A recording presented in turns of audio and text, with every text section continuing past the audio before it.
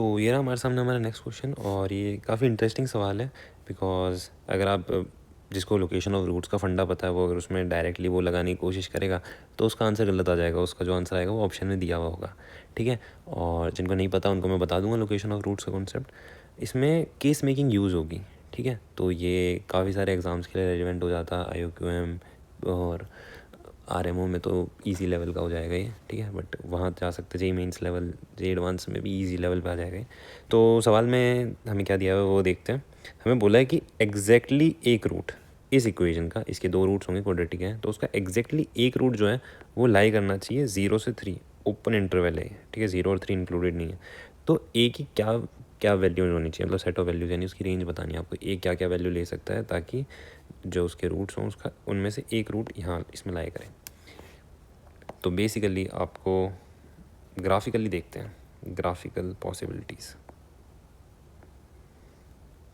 ठीक है। ग्राफ से ही हम पॉसिबिलिटी सोचेंगे। तो ग्राफिकल पॉसिबिलिटी क्या हो सकती है? देखो पहली बात तो यहाँ पर हमारे पास A1 है, A1 है, इसका मतलब अपवर्ड पैराबोला होगा, ठीक है। ये सबको पता होगा, ए पॉजिटिव होता है तो पैराबोला अपवर्ड होता है। तो क्या क्या केस हो सकते हैं?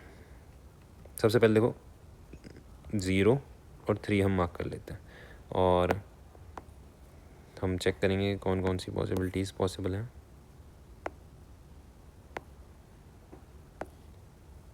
ठीक है, तो ग्राफ कैसा कैसा हो सकता है? देखो ग्राफ कुछ ऐसा हो सकता है, ठीक है, कि यार जब आपका 3 पर वैल्यू वो पॉजिटिव हो जाए और 0 पर वैल्यू नेगेटिव हो जाए। एक हो सकता है ऐसा हो जाए, ठीक है, इन दोनों में से कहीं भी रूट ना आए, ठीक है। बेसिकली ये मेरा कहने का मतलब है। एक हो सकती है कि यार एक रूट 0 पर आ जाए और दूसरा इनके बीच में आ जाए, ठीक है, वो भी चलेगा बिकॉज एक रूट बीच में आ गया और 0 तो हमने इंक्लूड किया नहीं था, तो 0 पे एक रूट आ भी सकता है, उसमें भी कोई इशू नहीं है। एक पॉसिबिलिटी हो सकती है कि यार एक रूट 3 आ जाए और दूसरा बीच में आ जाए। ये 3 पॉसिबिलिटीज़ हैं, ठीक है। इसमें मैं यार एक और पॉसिबिलिटी बना देता हूँ बिकॉज कोई ना कोई बोल देगा कि ऐसा भी तो पॉसिबल हो सकता है, ठीक है। तो वो दोनों चीज़ें एक बार में इंक्लूड हो जाएंगी। अब देखो इसको हम कैसे डिनोट कैसे करते हैं वो ध्यान से देखो। 0 पे वैल्यू पॉजिटिव है, ठीक है, 3 पे वैल्यू नेगेटिव है। Positive into negative, positive into negative क्या होता है? नेगेटिव होता है। अब अगर ये केस होगा तब भी f(0), उसको f(x) बोल दूंगा, और f(3), इनका प्रोडक्ट नेगेटिव होना चाहिए। जब ये वाली पॉसिबिलिटी होगी तब भी ऐसे ही होगा, एक चीज़ पॉजिटिव है, एक चीज़ पॉजिटिव है, एक चीज़ नेगेटिव है, तो दोनों का प्रोडक्ट नेगेटिव होता है। हमेशा जब भी आपको एक पॉजिटिव एक नेगेटिव जैसी चीज़ कुछ दिखे ना, तो हमेशा प्रोडक्ट ले लो, हमेशा प्रोडक्ट ले लो, और उससे क्या होगा ना, उन दोनों का प्रोडक्ट हमेशा नेगेटिव होता है। तो एक बहुत ही स्टैंडर्ड ट्रिक है, बहुत ही स्टैंडर्ड ऑब्जर्वेशन है, ठीक है, बहुत ही स्टैंडर्ड टूल है सवालों को सॉल्व करने का, ठीक है। तो यहाँ से हमको क्या मिल जाएगा? मैं इसको f(x) बोल रहा हूँ, ठीक है, इस पूरी चीज़ को f(x) बोल रहा हूँ, या तो मैं लिख देता हूँ यार, किसी न किसी को इशू आ जाएगा फिर। f(x) इक्वल्स टू दिस,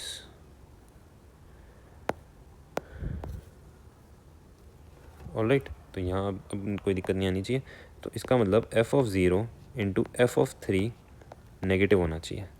तो f(0) क्या होता है? मतलब कि इस पूरी चीज़ के अंदर 0 डाल दो तो यही हाइट आ जाएगी ना, या तो ये आएगी या ये आएगी, तो वो 2a आ जाएगा, ठीक है। तो यहाँ आ जाएगा 2a, और फिर हमें 3 पे चाहिए, 2 पे हमने ये ले लिया तो 3 पे चाहिए। तो जब 3 इसके अंदर आप डालोगे तो 3² minus 3 that is 6, and 3a minus 3 plus 2 है तो -a, ठीक है। तो ये आपको आता ही होगा, इसका 0 और 6 आपको अब ये क्या होना चाहिए? 6 से आगे जाओगे तो ये नेगेटिव हो जाएगा, ये पॉजिटिव, ये नेगेटिव। तो हमारे काम के रीजन कौन कौन से हो जाएंगे? हमारे काम के रीजन हो जाएंगे ये वाले, ठीक है, कोई दिक्कत नहीं है यहाँ पे। तो आपको पता ही होगा कि वेवी कर्व से कैसे सॉल्व करते हैं। भाई कोई भी नंबर 6 से बड़ा ले लो, 6 से बड़ा ले लोगे तो ये नेगेटिव आ जाएगा, ये पॉजिटिव होगा, तो ओवरऑल प्रोडक्ट नेगेटिव। फिर क्या होगा? अगली बार ये पॉजिटिव बन जाएगा, ये भी पॉजिटिव होगा, जब आप यहाँ हो गए तो पॉजिटिव, फिर एक और ये नेगेटिव बन जाएगा, ये भी, ये पॉजिटिव रहेगा, ठीक है।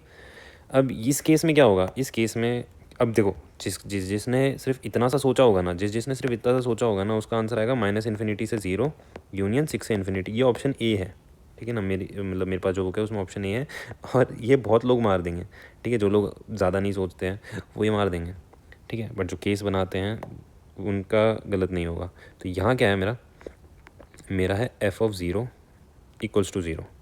तो बेसिकली मेरा इस चीज़ से मेरे को क्या मिल जाएगा 2a0, तो a0 आ जाएगा मेरे पास, ठीक है। f0 की वैल्यू 2 थी, ठीक है, 2a थी, f0 की वैल्यू 2a थी, तो 2a इक्वल्स टू 0 यानी a इक्वल्स टू 0। अब a इक्वल्स टू 0 उसमें पुट करो तो fx क्या बन जाएगा, इसके बाद fx बन जाएगा x स्क्वायर माइनस x, ठीक है। fx आपका ये बन जाएगा, और इसके रूट्स क्या क्या हैं, एक रूट तो 0 है ही, दूसरा रूट है 1 रूट्स, तो 1 बिलोंग कर रहा है 0 से 3 में, तो यानी कि a इक्वल्स टू 0 भी सोल्यूशन है, ठीक है ना। यहाँ मैं अगर फिर से एक नंबर लाइन बनाऊँ तो 0 भी मेरा एक सोल्यूशन है, ऑलराइट। ये वाला पॉइंट मिस हो जाता है आंसर, अगर ये सिंगल करेक्ट में आता तो -1 + 3 होता है, फ्री का -1 ले जाते हैं, फ्री का जो ध्यान नहीं देते। अब इसको कर लेते हैं भाई, यहाँ पर f3 इक्वल्स टू 0 है, f(3) मेरे पास क्या आया था 6 - a, तो यहाँ से a6 आ जाएगा आपके पास। कैसा आ रहा है डायरेक्टली भाई, यहाँ निकाला है ना, या तो पुट कर लेना, पर आपने एक बार पुट कर ही दिया है ये, तो डायरेक्टली यूज़ करो ना। जब आप ये करोगे और वैल्यूज़ लिखोगे x square minus 7x, fx आपका ये हो गया, ठीक है। a की वैल्यू पुट कर रहा हूँ 7x + 12, अब x - 4 x - 3 आपको पता ही है, दिख रहे हैं इसके रूट्स यार, क्या ही 3 और 4 यूज़ कर लो ना सीधा, इसके रूट्स होंगे 3 और 4, ठीक है, ये रूट्स होंगे। अब दिख रहा है दोनों ही रूट्स बाहर हैं, 3, 4 does not belongs to 0, 3, alright. तो यहाँ से हमें कोई सोल्यूशन नहीं मिलेगा, तो हमारा फाइनल सोल्यूशन क्या हो जाएगा, हमारा फाइनल सोल्यूशन हो जाएगा, आंसर वुड भी क्या ए था ना, हाँ, तो ए बिलोंग्स टू -∞ से 0 क्लोज्ड, ठीक है, यूनियन 6 ओपन से इन्फिनिटी, ठीक है। तो ये हमारा आंसर हो गया। ग्राफिकल पॉसिबिलिटीज़ पे हमने गेम खेला है पूरा, ठीक है, केस मेकिंग करी है प्रॉपर।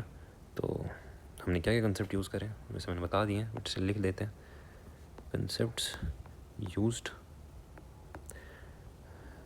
लोकेशन ऑफ रूट्स,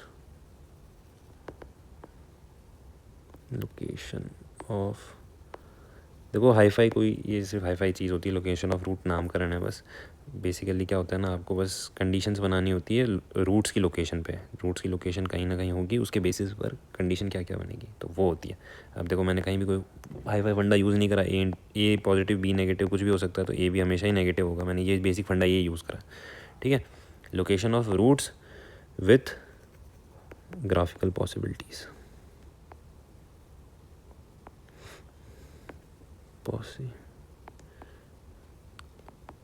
बहुत ही डेडली कॉम्बिनेशन होता है। मतलब मैं लोकेशन ऑफ रूट्स के सवाल इसी से करता था हमेशा, location of root and graphical possibilities, graph को यूज़ करो और लोकेशन ऑफ रूट्स के फंडे, इससे आपको इसके ऊपर गाइडेंस मिल जाती है कि यार आपको कैसे सोचना है, ठीक है। तो यही था इसके अंदर। आई होप आपको सवाल क्लियर होगा। कोई भी डाउट हो या कोई और अप्रोच हो आपके पास तो ज़रूर कमेंट सेक्शन में बताना। नॉर्मली आप सोच के देखना, कोई रूट्स निकाल के भी सोचने की कोशिश कर सकता है कि यार इसके रूट्स -b + -√d/2a से निकालते हैं और उसके ऊपर कुछ करने की कोशिश करते हैं, तो वो भी आप करके देख सकते हो, ठीक है। वहाँ से अगर आपको आंसर मिल पा रहा है तो ज़रूर बताना, मैं स्कोप छोड़ रहा हूँ, कोई करना चाहे तो। तब तक के लिए मज़े करिए, मिलते हैं नेक्स्ट क्वेश्चन में।